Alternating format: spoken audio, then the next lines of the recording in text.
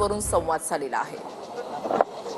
विधान भवन परिसरामध्ये आता नाना पटोले पोहोचलेले आहेत आणि इंडिया US ट्रेड डील अशाचं टी शर्ट जे आहे ते त्यांनी घातलेले, असे प्रिंट केलेलं टी शर्ट त्यांनी घातलेले आहे। ते आता काय बोलतात हे पाहणं महत्त्वाचं आहे। एप्स्टीन फाईल आणि राहुल गांधीचं ट्विटचं जे आहे ते टी शर्ट घालून आलेलं आहे, प्रिंट केलेलं आहे, काय नेमका मेसेज द्यायचा?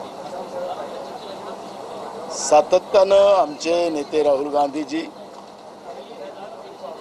या देशाच्या हिताची भूमिका लोकसभेत असेल, रस्त्यावर असेल, मांडण्याचा प्रयत्न करतात।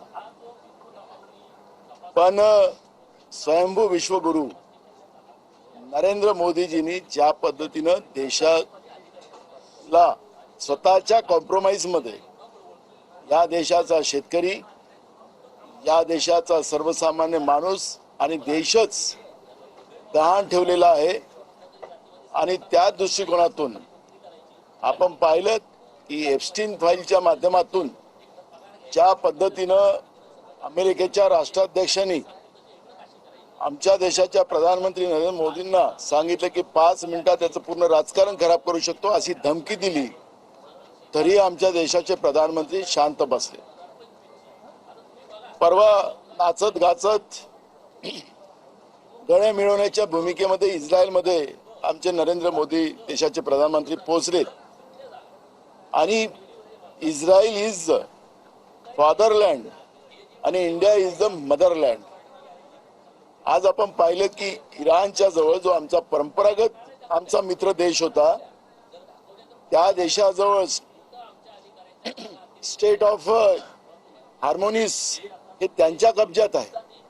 त्यांनी चायना आणि रशियाला त्या ठिकाणी मुभा दिली, पण भारताला त्याच्यामध्ये मुभा दिली नाही आणि त्याचे परिणाम आपण आज पाहतोय की आपल्या देशामध्ये गॅसचे परिणाम सर्वसामान्याला भोगावं लागलं। मुंबई सारख्या शहरामध्ये अर्ध्यापेक्षा जास्त हॉटेल बंद झालेत, लोकांचे रोजगार संपलेत आणि आता घरगुती गॅसमध्येही लोकांना लाईन मध्ये लागावं लागतंय। त्याच्यातही मोठ्या प्रमाणात ब्लॅक मार्केटिंग होत चाललेली आहे।